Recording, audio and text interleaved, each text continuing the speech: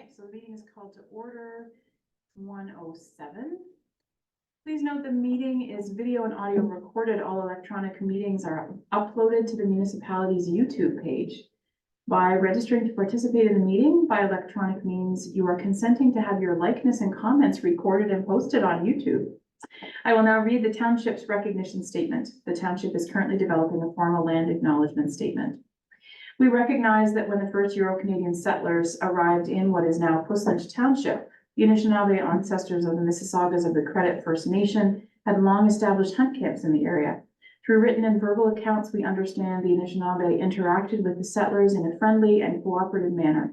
And it's acknowledged that the development of the township encroached upon their traditional way of life, resulting in their displacement. Shall we do a roll call? Are we gonna start over there? Do you wanna start? Tamsin Lambert here. And they, Okay.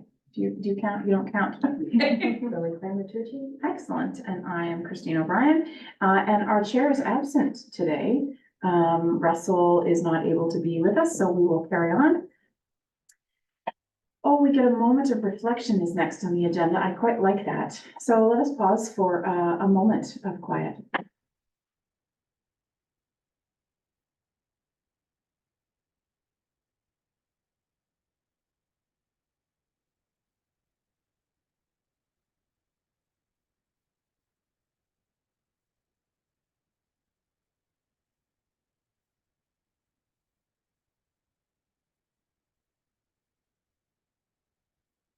Now, shall we turn to the agenda? You have a copy of the agenda. Are there any amendments? Does it capture everything we need to do today? Yes, So read the resolution now. okay, great. That the Heritage Advisory Committee approves the January 16th, 2024 agenda as circulated. We need a seconder? A mover. A mover and a seconder. All I right, move that. I hope you've got your hands ready. Okay, Tamsin's gonna move it, are you seconding? Great, thank you. Are you all in favor? Andy? Thank you. Yeah, okay. Great, there's at least one. Are there any other disclosures of conflicts of interest today? I have one, I have submitted that regarding 8.1. In that we share an employer. If there are no others, are there any delegations? It looks like there's no delegations for this meeting, so we'll carry on. There are items on the consent agenda today. There's 7.1, 2, and 3. So the Heritage Advisory Committee minutes. There are 2 additions of the, Ontario Historical Society and the Community Heritage Ontario. Are there any of those we want to talk about? I have one comment on the third item. So you want to pull it off the consent agenda? No, I just want to make a comment, highlight something in it, Okay, but we can first consent, I guess. okay, sure. So there are 3 items there for the consent agenda. If we're going to talk about that third one, we'll just take it out and maybe we'll put it at the top of the committee reports, 7.3. We can pull, I can just make my comment. yeah, we then can receive the first 2 first, and then we can do a second resolution for the third one. Okay, sure. So the first motion will be for 7.1 and 7.2. That consent agenda item 7.1 and 7.2 listed for the January 16th, 2024 Heritage Advisory Committee meeting be received for information. Need a mover and a seconder. Andy will move. Second. Thank you. All right. Are you all in favor? Excellent. So the Community Heritage Ontario 7.3. I just wanted to highlight something on page 17 of 111 of this, of the minutes report. Okay. So it's actually the second of the actual newsletter. Okay. Just that there's a loophole that the previous president mentioned that I think it might be worth looking at. The way the regulation is currently, if we do not designate something on the list within 2 years, it's off the list, and then you can't put it back on for 5 years. Mhm. The loophole is that you can delist them. So that might be just something to keep in the back of our minds if we aren't able to designate all of them by, what is it, 2025? January 1st, 2025, So yeah. we have 1 year, we might want to consider delisting other. That we're not, those that we're not going to get to evaluate. Right. Okay. Where that will we was working. capture that as a comment? I thought the understanding was that we can still designate it though. We can, We can, so if there's a property that we feel worth designating and the owner comes to us, we can still designate it even if it's not on the list, correct? that is possible, that's my understanding as well. I believe that's also correct. Mhm. So you're saying if we delist the ones that are currently on the register but are not part of the 2023 or 2024 designation batch, Right, we could then look at it in years to come. right. Yeah. I just thought that was really looking at, 5 year gap. Mhm. Yeah, we want that, because, right? yeah, Yeah. I think we have about 100 total, so if we get through 18 this year and another 18, that's only a third of those, so there's still 2/3 that are at risk for falling off the designation route for another 5 years. So how do we make that happen? Yeah, through you, Madam Chair, we could report back on what like the delisting process is to make sure that we all get the same understanding of it and then kind of talk about it at the next meeting to make sure, one, everything we're doing is true, and then like how we can best go about that going forward. Okay, If that, I think that's important. okay. Do you want a motion or do you want to just take that and?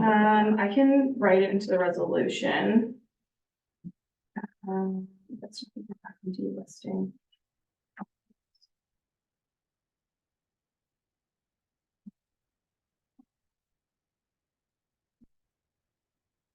I could say that consent agenda item 7.3 listed for the January 16th, 2024 Heritage Advisory Committee be received information and that staff be directed to report back regarding the potential delisting of properties. Excellent. So I need to move on a seconder? Second? No. And, okay, that's trifecta, okay. Did you get the names? Good. Are you good with that? Are you keeping up with that? I feel. Mhm. Okay. So can we move on to committee reports? Yes. Okay. And that's you again, so I'm not meaning to rush. you. No, we're good. Yeah. Okay, so the first report is a designated. And the report kind of goes over the 2023 and the 2024 properties. So in terms of the 2023 properties, we know we've had the peer reviewer go over them and the statements of cultural value and interest were then sent to council at the November 29th council meeting. Council did approve those intentions to designate for the properties, and then letters were sent out to all the property owners at that point in time. They were sent out on December 14th, and any notice of objection from those property owners has to be sent back to the township by February 9th. So they have a 6-week commenting period to report back or to send anything back to the township if they have any comments regarding the intention to designate. So that's the 2023 update, and then the 2024 update, council did endorse the 19 properties for designation in 2024. And we have those draft statements of cultural heritage of value or interest that are provided in this report. And then staff are asking committee members to kind of follow a similar process that we did last year, reviewing those statements in the subcommittees. And that action plan is set out in the report. So we're hoping from this report to kind of get some subcommittees together to go over the next batch of statements of cultural value or interest, cultural heritage value or interest. That we can take any questions as you have them. Anybody? It looks like in this report, you kind of subdivided everybody already. That's, Through Madam Chair, I did try to break it into like some sort of sections of like themes of houses I could find. And that was really the only thing I broke it down into per se. Okay. that's page 28, yeah, I'm sure you're on conflict in their section. Oh, I'm sure there are. Oh, there we go. Number 10, block. Article. Those should all be, Okay. those, I think those are all okay. Yeah, yeah, I think those are all pretty good. Okay. Sir. Yeah, are you ready? Yes, I'm going to break, so it's just the 709 concession 1. That you have the conflict of interest with, so I will break that subcommittee into a separate resolution. So we'll do the first resolution, I'm just changing this now. We'll do the first resolution, and that one you can, and then the second resolution, you'll have to pass the chair to someone else. Yeah. Okay. Yeah. So we'll do the first chunk of them first with the no conflict of interest, so that's that report HER 2024-001 regarding the heritage designation update for 2023-2024 properties be received for information. And that the committee supports the action plan as outlined in this report. And that subcommittees be appointed to review the draft statements of cultural heritage value or interest detailed in this report and report back to the Heritage Advisory Committee at a future meeting as follows. We have the Georgian and Neoclassical style home subcommittee members, which include Josh Heller, Councillor Hurst, and Christine O'Brien. So that's properties 4856 Side Road 10 North, 8 Brock Road North, 413 Arkle Road, 7839 Wellington Road 34, 4855 Pioneer Trail, 4347 Concession 11, and 7751 Mulpey Road East. And then we also have the other properties, which include the Commercial Gothic Ontario House, the Queen Anne and the Stone Shop Style Home Subcommittee members, which include Lily Clammer and Tamsin Lambert, and those are properties 6714 Concession 1, 6 Victoria Street, 4726 Watson Road South, 4677 Watson Road South, and 69 Queen Street South. So we'll just need to move around a seconder for those properties. Anybody? Anybody? All right, Andy, well, second move, okay, setting a little bit of variety, that's good. I like it. I like it. Any comments or questions on that one? If not, are you in favor? Excellent, okay, so I'm gonna relinquish the chair. Lily's gonna be the chair for the next This is- motion. Yeah, Laura can Mhm. after that. Okay, so the second resolution will be. I'll read it out again. Are we ready? Mhm. That report HER 2024-001 regarding the heritage designation update be received for information, and that the committee supports the recommendations action plan that's outlined in the report. And that the subcommittee be appointed to review the draft statements of cultural heritage value or interest detailed in this report and report back to the Heritage Advisory Committee at a future meeting. The log, Italianate and German vernacular style home subcommittee members, including Andy Day and Cheryl McLean, and those addresses are 709498 Concession 1, 4162 Highway 6, 7618 Leslie Road West, 56 Queen Street, 4556 Side Road 20 North, 6592 Concession 1, and 6981 Concession 4. We assume there's no comments. We can move her in the seconder. All in favor? Thank you. Okay, I can have his back down. Use the chair on that. Okay. No good over there? Okay.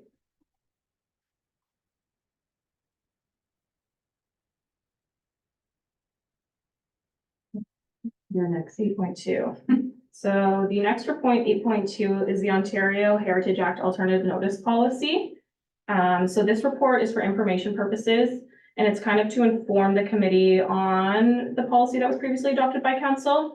So this policy permits the township to have the public notices required by the Ontario Heritage Act be put on the township's website, as well as a single print advertisement in the Wellington Advertiser.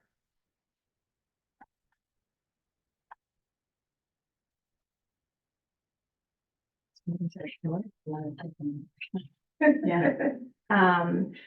Yes, if anyone has any comments. Comments? Any questions about that? That doesn't make sense. Yeah, that's new, right? Mhm. It was adopted by council in the fall, yeah. Yeah. I believe. Nice, okay. I think it relates a little bit to the closing of a lot of newspapers, that they don't have an alternate. Ah, okay. Unless there's things, I guess, too. So do we have a motion? Or a resolution, whatever you call them?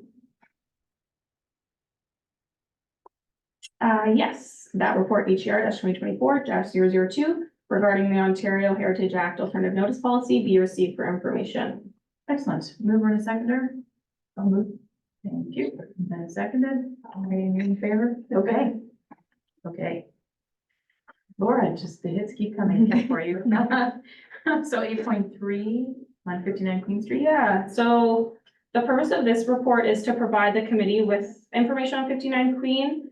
Staff received a request from the public to look into its heritage value of the property.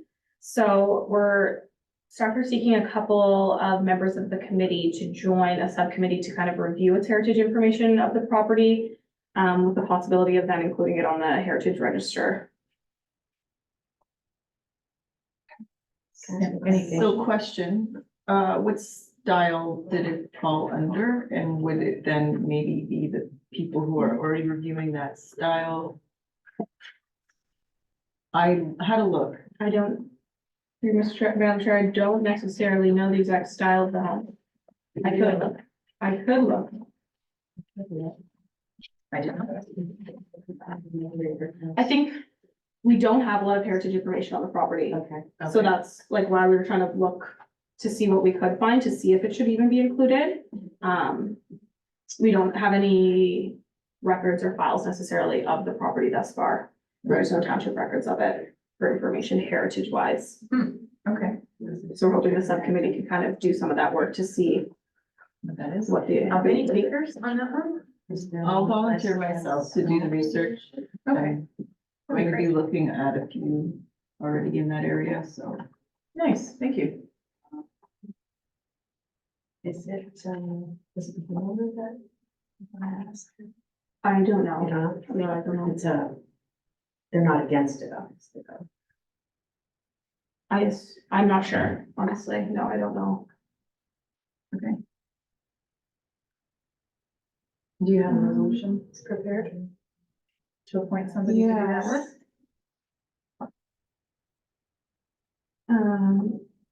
Justine just told me it was not initiated by the property owner to look through the heritage information. That much we do know. Spicy. Is there anyone else that wants to join the subcommittee? We can't just have one person. There doesn't have to be two necessarily, but just putting it. Well, you can put my name with it on with Tamsin already, Oh, right. and you'll just add it. So a little more. But it makes sense, right?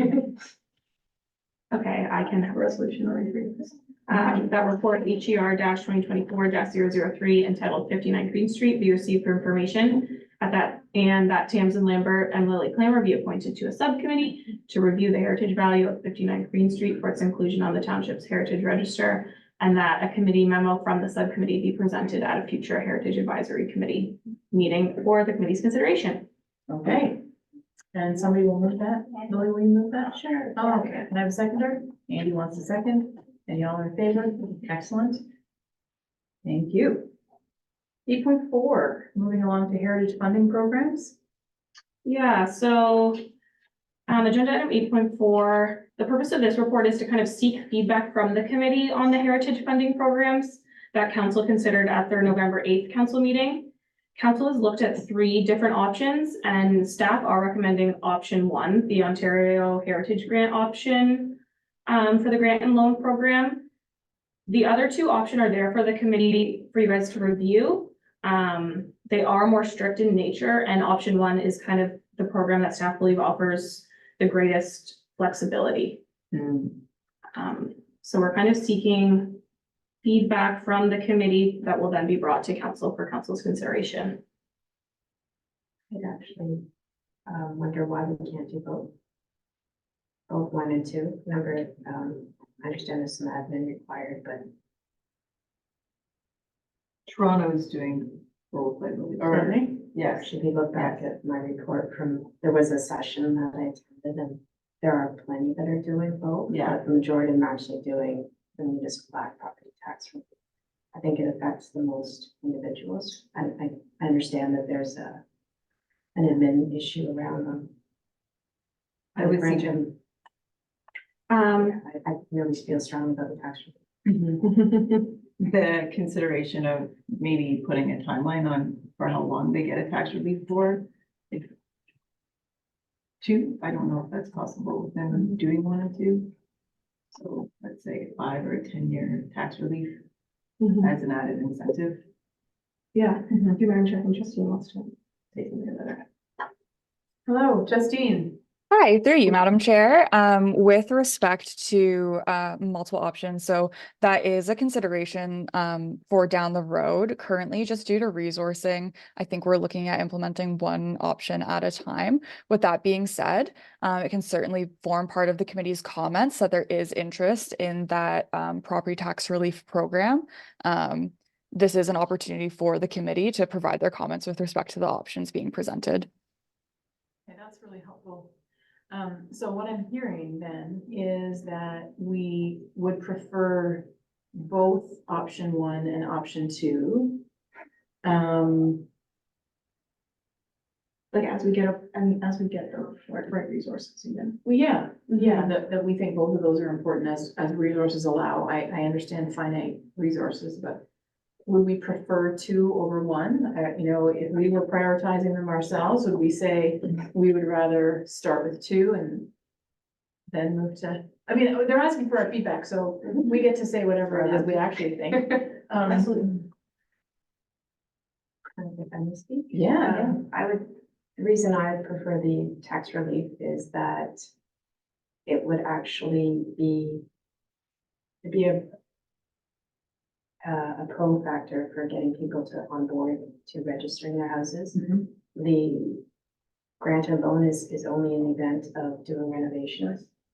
Right. Whereas the tax relief would be just for being listed and maintaining the property the way we require them to in order to maintain that relief for the taxes. Right. I see that being a bigger bang for the buck, so to speak.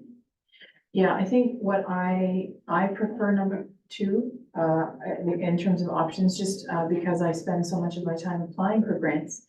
That may present a barrier to homeowners, that they may not have the skills, ability, connections, to be able to do that, well. And I think the goal at the beginning particularly is, as you say, to get people on side, make sure that we're all pulling in the same direction, and that may present a barrier, I think, to people.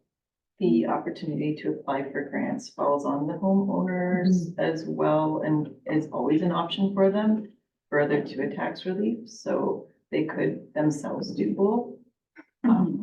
Always, so But I think. they just have to have the initiative to do Yeah, the grant application. yeah, and I would prefer the tax relief first. And then there's also the option, like I said, because I think there's a barrier, but also because you're right, like, it's all fine I'm forever doing projects, and any of our historic ones, but that might be once in 5 years, so you have one little opportunity to have a grant, and that's great, but what about if it's a 5 or 10 year time span? Or if you don't have the cash in this economy to be doing any improvements, then there's no benefit to you at all. Where the tax relief would be an immediate benefit to absolutely everybody, which is probably why it's not the first option, right? Because it's gonna be more expensive. Yeah. Oh, how are you seeing? She has her little hand up, it's kind of cut off. Oh, yeah, I can't see it on that one. Yeah, Okay. the screen, I Hi, can see Justine, it. I want to hear from you. Through you, Madam Chair, one thing I would just also note with the Municipal Act property tax relief program is there is a requirement for the owners to enter into a heritage easement agreement with the township. So there will still be a process associated with that program as well. I just wanted to point that out. Andy, do you have anything, any burning passion for one or two or? I would agree with going with two. So it's probably a bigger incentive. Yeah, that's helpful. Okay. So it sounds like, where are you at with this? What do you think? I was for option one. But also understanding that option two is available in a lot of municipalities and they both coincide with each other. I'd like to see that, Sure. Yeah. but I like, as far as sending recommendation goes, I am not on a heritage property, so I see no benefit of tax relief. So I was looking more at what was gonna be of ease, and I know that the application process privately is a little more intense, but when you're applying through your township, they do streamline it for you. Okay. So, that was where I was seeing the benefit and having your township supporting you as you're applying to for the, but I understand what you're saying with, if you're not in a financial position to actually do any sort of renovation, then $5,000 may not go far to help fix your leaky basement, right? So, Yeah, 5,000. or 10,000, I think is the cap. Yeah. So maybe what we can do is gather up that, that we would prefer both options. That we see a significant benefit, to the municipal act tax relief. And we think that's important. Is that? Mhm. Other comments? I also, like, maybe we should note that I think Center Wellington is doing option 1 and not option 2. So there's a level of trying to, I'd say, not follow suit, but make our community as concise and easy to use and centralized. So I just wanted to note that too, because I read it in the paper. Oh, yeah, that's good. That is everything. Just reading the pros and cons at the bottom. The con for the tax relief is, one of them is that it doesn't incentivize necessarily the owners to put funds toward property maintenance, but we could make them a criteria. So that in order to maintain the tax, you need to have an inspection, you need to make sure that you're actually maintaining the property. There's certain criteria that you can establish when you're setting this up. Right. And it makes sense to be pretty stringent about that.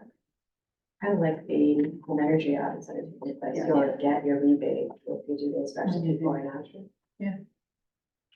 Are you comfortable with that? You have some notes on what we think? Through Madam Chair, are we leaning more towards 2, 1, 2, or 1, 1 then 2? I think we would just, Help me summarize. okay, I think that we feel strongly that both 1 and 2 Mhm. need to be considered immediately, if possible. Okay. Natasha, is that okay? 2. If we could,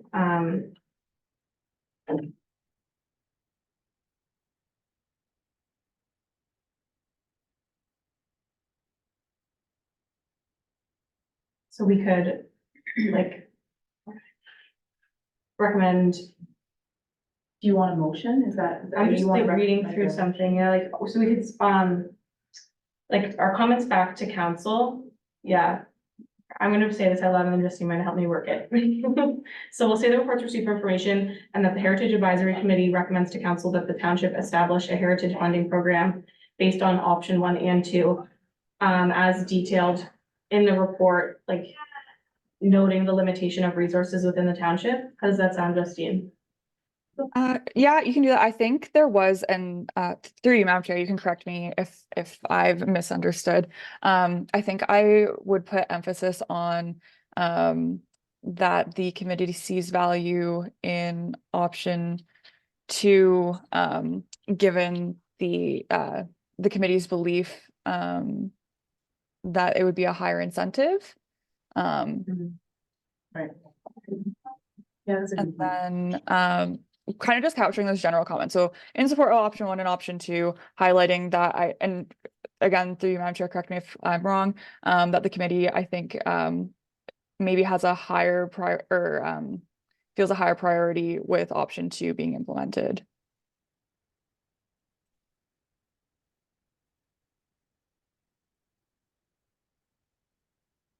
Are you feeling comfortable with that?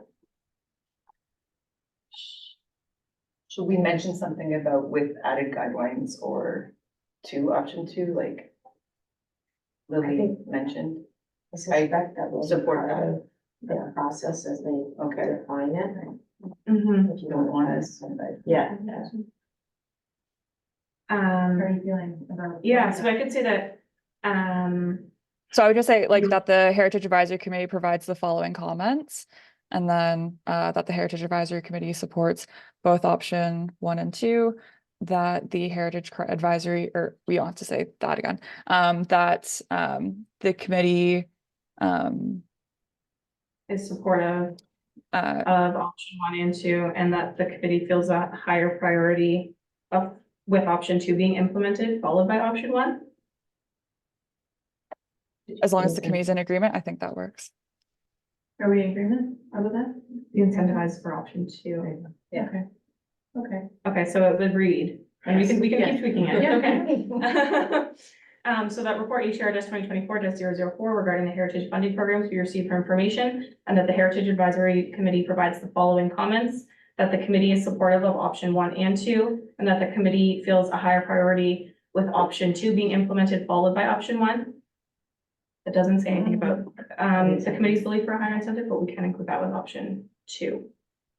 That was the reasoning, right? If this is going to council, I guess, Mhm. but incentivizing the public to participate would be should be part of that. Mhm. Yes. So my problem is with the wording of priority. I think that we should give priority to the easiest one for our community to access.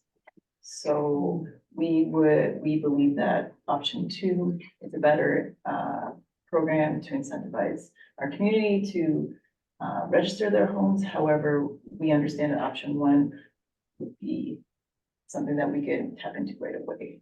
So I don't know how to word that well, but we really like option 2, but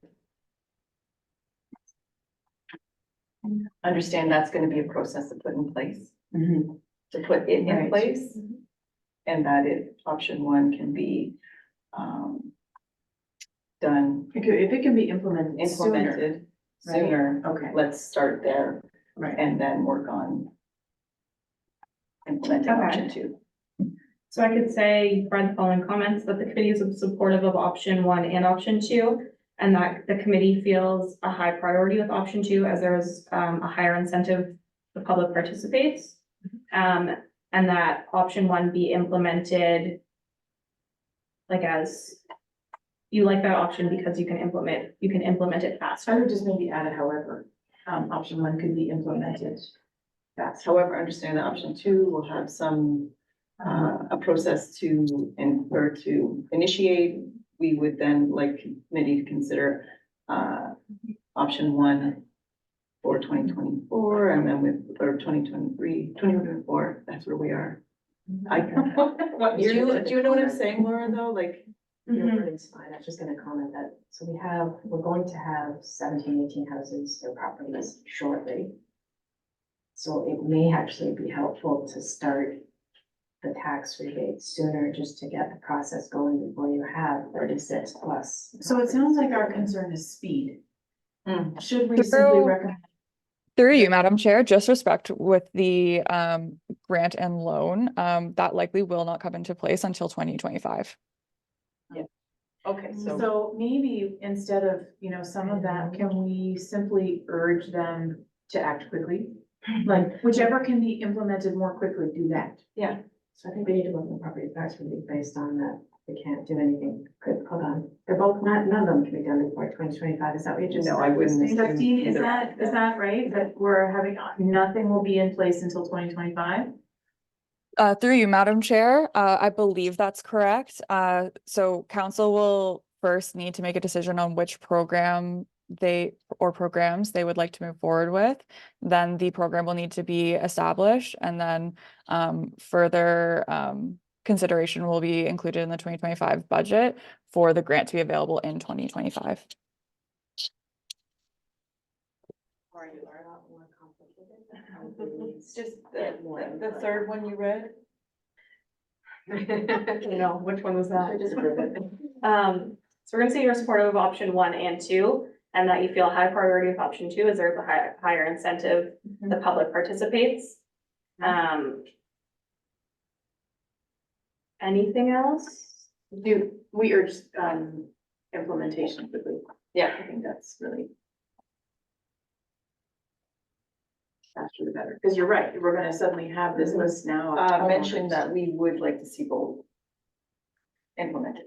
However, we would like to see both option 1 and 2 implemented within our community, in the near future, or as soon as Yeah, as soon as feasibly possible. possible.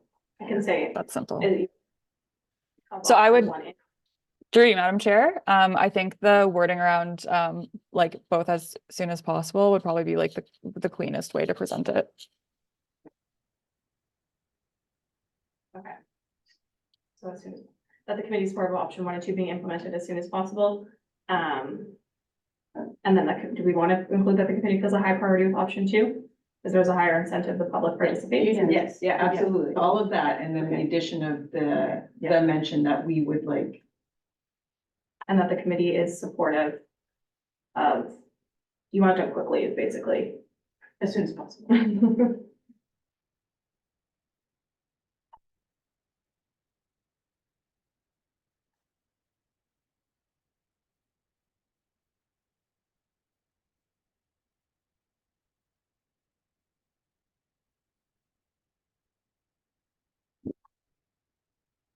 Okay.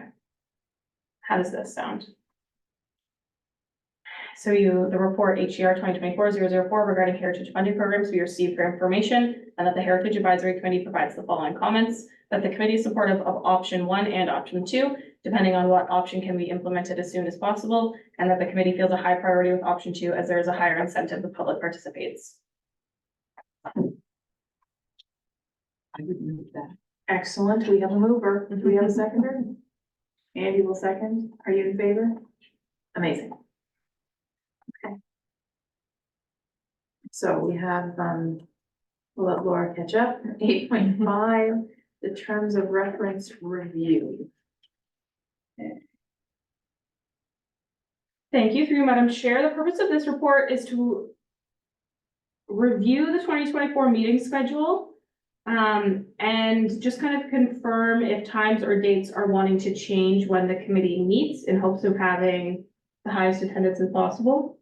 We are allowed to kind of alter the times to some extent under section 7 of your terms of reference, kind of with the ultimate goal of finding times if the committee does want to change the date or time, finding a time that the most number of committee members are available. Right. So it's up to you if you are interested in changing it or not. We just are kind of wanting to put it out there to see if there is other mutually agreed upon times that are better than. Is an there afternoon anybody time. who needs to change the schedule? Is it? Oh, yeah. I mean, is it the Monday? Is it the 1 o'clock? 1 o'clock. I don't know. Is it always Monday? I thought some of them were It's the first Wednesdays. one. First Monday? First Monday of the month, every other month. Okay. If that makes sense. Yeah, and does that work for Russell? Except for today? Historically, yes. I think we just wanted to put it out there, kind of, staff appreciate kind of giving as much notice as possible if it does need to change. Right. And then we've noticed a few times it has needed to change, so we wondered if there was a reason behind that, if we should look at different times or dates. We are open to it, but it'd kind of be nice now, January, start of the year, if we could just set out what we think would be best for the 2024 calendar year. Knowing things might change, but looking at it a year out would be nice. I like middle of the day, on a weekday. I don't know about the rest of you. I think we're all okay. Okay, so do you have a resolution that you want to share with us? All of us are here. We want to allow for some. I think Monday mornings obviously wouldn't work, but Tuesday mornings perhaps. Josh seems to have some trouble getting here. I don't know if that's a lack of interest or a timing thing. Do we know about that? Should we, maybe find this information out, and then, since the people that aren't here are the ones that might be the ones that have conflict of interest in the schedule. My input is that, 1 o'clock is the latest I would want to start, because I have another job I have to head out to.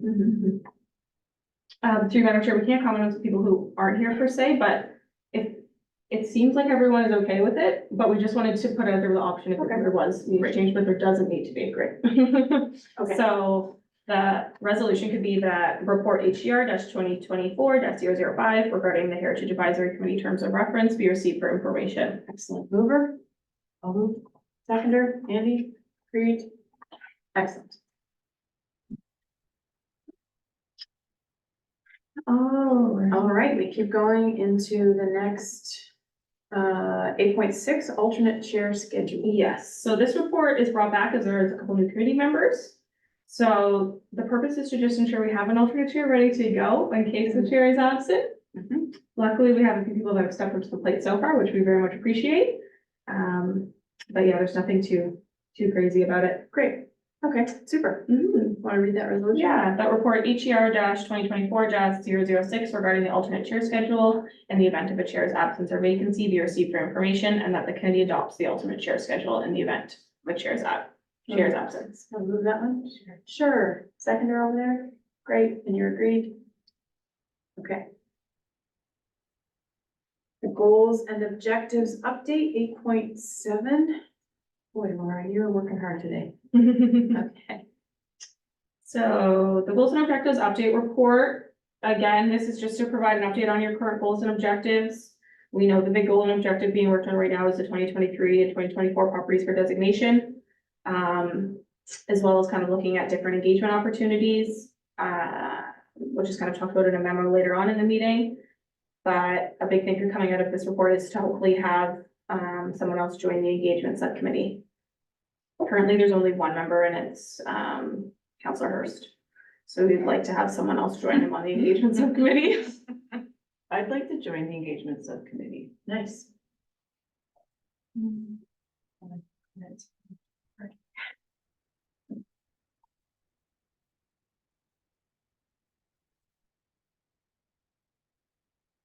If you need any help on the land acknowledgement, let me know. Oh, great. So I have a resolution for you. Yeah, I'm ready. Okay. I'm ready to go. That report HER 2024-007 entitled 2022 to 2026 Goals and Objectives Update be received for information. And that Tamsin Lambert be appointed to the engagement subcommittee. Andy, do you want to move that this time? Okay. I'll Seconder, second it. agreed? Agreed. All right. All right, so we're headed to 8.8. No. Yep. Yeah, engagement subcommittee, okay? Yeah, so this subcommittee was submitted by Councillor Hurst after we had an engagement subcommittee meeting. And it kind of just outlines the goals of the engagement subcommittee, I'm sure. Due to Councillor Hurst's absence, we can talk about it again at the next subcommittee meeting, or sorry, next committee meeting. But yeah, the engagement subcommittee is getting going, which is exciting. Things are happening for 2024. Do you need a resolution? Yeah, that the report MEMO 2024-001. Ian, that's a great question. I could defer the memo. You want to defer it to the next meeting? Okay, so that report MEO 2024-001 entitled Engagement Subcommittee be referred to the next Heritage Advisory. If we're tabling it, right? Yeah, Yeah, okay. Do we need a mover and seconder? yes, we'll still, to the next Heritage Advisory Committee Okay. meeting. Do you want to move? Sure, Lily will move. Andy will second, okay? Great.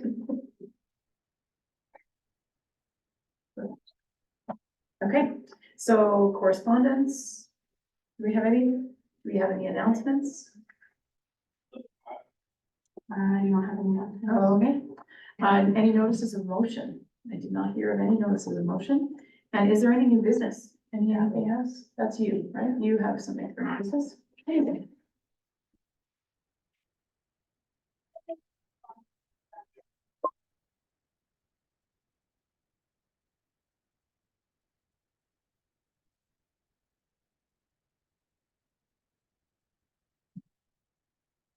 So while she's getting that organized, what are we doing? What are we looking at? This is my notes from the Heritage, a National Trust Conference in Ottawa that took place the end of October 27th, 28th. I was not present physically. It was almost a 4-day event, but I was virtually there for 2 days. This will be my second. Nice, okay. Something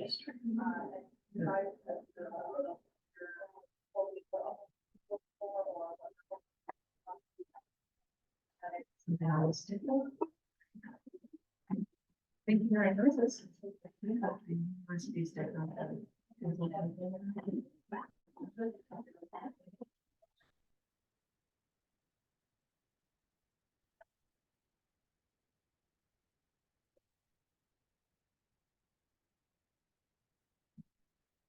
Just one moment. I thought it would be easy to put it on, but it's not easy.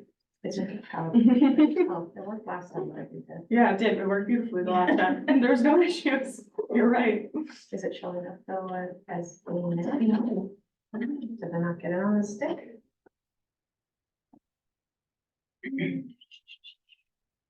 You want to just give a summary? I feel bad. Kind of like this. Is there any other way for us to get it? Do you want to send it to me via email? Do you want to send Do it you to want to just me? give me this stick Yeah, and I can try it again?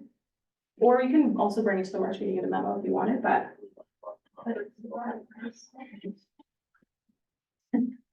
Yeah, all those beautiful slides. Well, it's just easier to talk to, I think.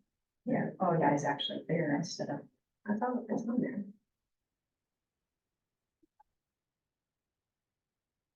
You know, because I didn't connect, but it's there.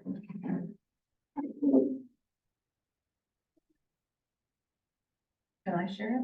I'm hooked up to the internet. I don't know how to do this. well, it's not going to. You know it? Can I like download it and send it Is to your you? device not finding it? Yeah, that's not finding the stick. So if she emails you, Yes, yeah. about, What am I emailing? there's one document on the PowerPoint slide.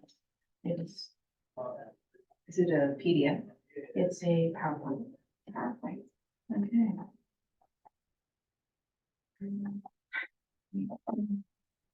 She's wonders. And you're connected. Goodness me. And I'll lose the page. Yeah. I just don't trust Constellar. So, I would say so. Oh, that's not it. where you always. Okay, so if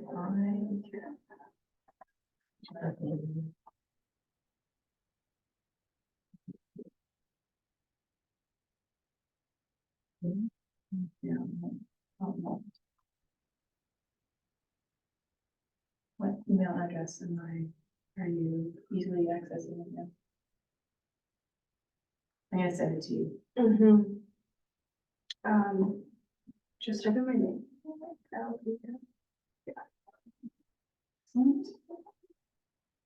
Okay, we'll try that. But now I can look at it. There you go.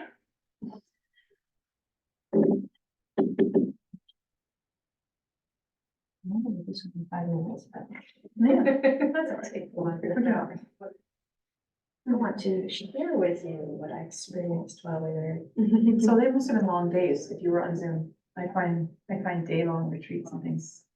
It was almost the same, except that I didn't get lunch or sleep in a nice hotel bed. Yeah. Yeah, no lunch. They were well documented. I guess, another item is that they did make it available, all of them. Mm-hmm. They recorded all of the sessions. And Oh. available after, in fact, I have not yet gone in, Laura has shared that. Okay, So ta-da. if is interested. Okay, So here we we go. So this is my notes or summary of the National Trust Fund Conference for the year. Did we get, oh, I can click the next. can you just plug that in? And then I can just do it. I'm sorry. I have all the technology, but. do? Okay. So the National Trust Conference, this is all of Canada, the one that I attended on behalf of the group in June, and Russell Hurst also attended, was the Ontario-wide. So this is all across Canada. Apparently they get 500 plus participants regularly, so it's not just, and it's diverse. It's, Parks Canada was there, as well as the local economy, the groups were represented.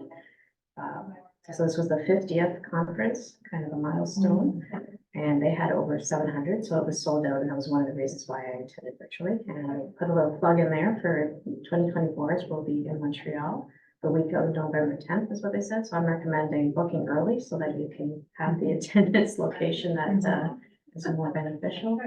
And also, it wasn't just a 2-day conference. There were activities on the day prior. So I would say it's a third day and you need your travel day because it's a little further than Ontario.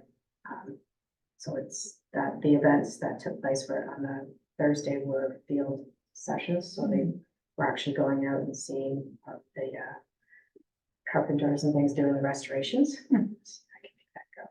I see it. Ooh, okay, so this is the summary of the 5 sessions on the Friday. I won't read them all, but I will do a few talking points to session 3.2 and 4.3. So this Fridays, I didn't have a choice. They were preset, the ones that were live streamed. And then the second session on October 28th, there's another one that I will just highlight quickly. You can go out. I can share these slides and you can read them yourself. So from 3.2 was entitled the Rethinking the Material Values, Reuse, Deconstruction, Body Carbon. A lot of, there were different streams that were taking place there. One of them was social, one of them was environmental. This was one of the environmental ones. So that there's a large, I guess, from the heritage groups and the architecture groups on reusing is the big thing. And if you have to undo it, they have a term called deconstruction, and the embodied carbon is now being referred to as upfront carbon. So the carbon or the energy involved in putting the building together is a large thing hit. And it seems what I'm hearing going to enough of these sessions is that it's actually a lot, not just environmentally friendly as well, but also pocketbook dollar value to reuse rather than, so deconstructing only takes, recovers maybe 40%. Like it's not a large thing. The best thing is to reuse and redo the building. In this case, an example is given of the bridge that's there, which should be Ottawa Alexander Bridge. It's endangered as far as heritage buildings go, because they want to demolish it and start again. So there's lots of calculations that they went over, and it comes up as being more beneficial to rehabilitate, but yeah, it's probably going to be lost. Are you just clicking on a drive? It's not working for me. No. Yeah, Would you mind if you answer for me, please? Yes. Thank you. So session 4.3 was like these ones where they go over different construction housing complexes that they take care of. These are 2 highlights. This one was presented by an architect at Robertson Martin, and they do streetscape studies before they do this to make sure they're compatible with the area. The 2 examples I have there on the left, they call that the Spire. They built around a church building, which may come into place for some of the churches that are being decommissioned. And they built a unit there that incorporates the heritage aspect. The second 2 pictures are what they converted from 3-unit building there to 14. So they were able to fit it on the lot. That was fantastic. Since this isn't like reality to go, but that's fine. And this is another property in Vancouver, BC, in the Mount Pleasant area.